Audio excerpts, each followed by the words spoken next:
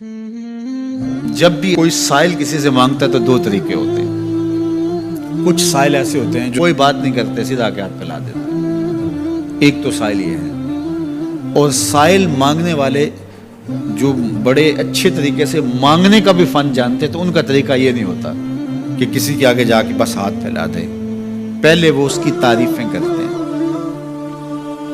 پھر جو ہے وہ اس کی رحم دلی کا ذکر کرتے ہیں، پھر اس کے مال و اسباب جو اس کو دیے گئے ہیں ان کے قصیدے پڑھتے ہیں، پھر اپنی وفاداری کا اظہار کرتے ہیں، پھر جھولی پھیلاتے ہیں. تو یہ دوسرا اور مہذب طریقہ ہے. ایک تو مانگنے والا اپنی ضرورت کو یوں ہی کسی کے سامنے رکھ دے، اور ایک یہ ہے کہ مانگنے والا اپنی ضرورت کو رکھنے سے قبل جس سے مانگ رہا ہے پہلے اس کی تعریف کرے.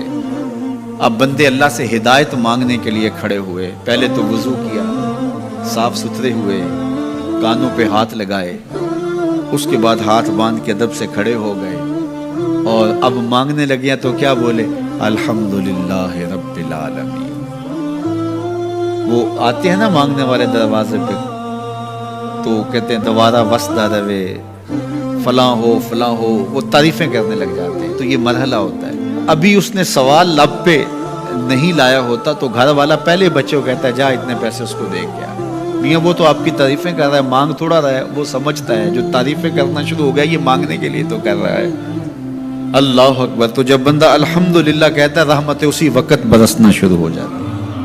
الرحمن الرحیم. میں سخی کی دہلیز پہ کھڑا ہوں جو رحمان بھی ہے جو رحیم بھی ہے، محض اپنے کرم سے عطا کرتا ہے. رحم کی بھیک مانگ رہا ہوں. پھر کیا کہہ رہا ہے؟ مالک یوم الدین. کسی کنگال سے نہیں مانگ رہا، اس سے مانگ رہا ہوں جو مالک ہے، دنیا کا بھی مالک ہے، آخرت کا بھی مالک ہے. پھر اس کے بعد اگلی بات کیا کہتا ہے؟ ایاک نعبد و ایاک نستعین.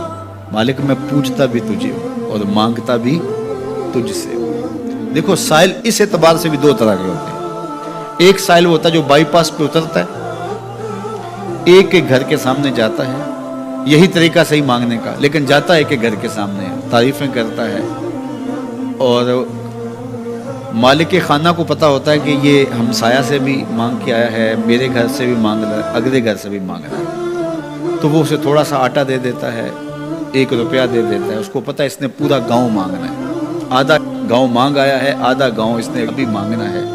تو سارے 1-1 روپے دیتے ہیں.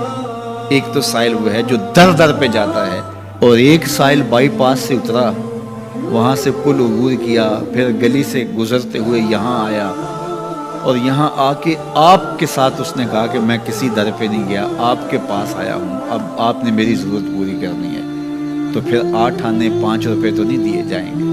پھر تو جو میری استطاعت ہوگی، جو آپ کی استطاعت ہوگی، اس استطاعت کے مطابق دیں گے کہ یہ سارا شہر چھوڑ کے آیا ہے، یہ کسی سے نہیں مانگتا، یہ مجھ سے ہی مانگتا ہے.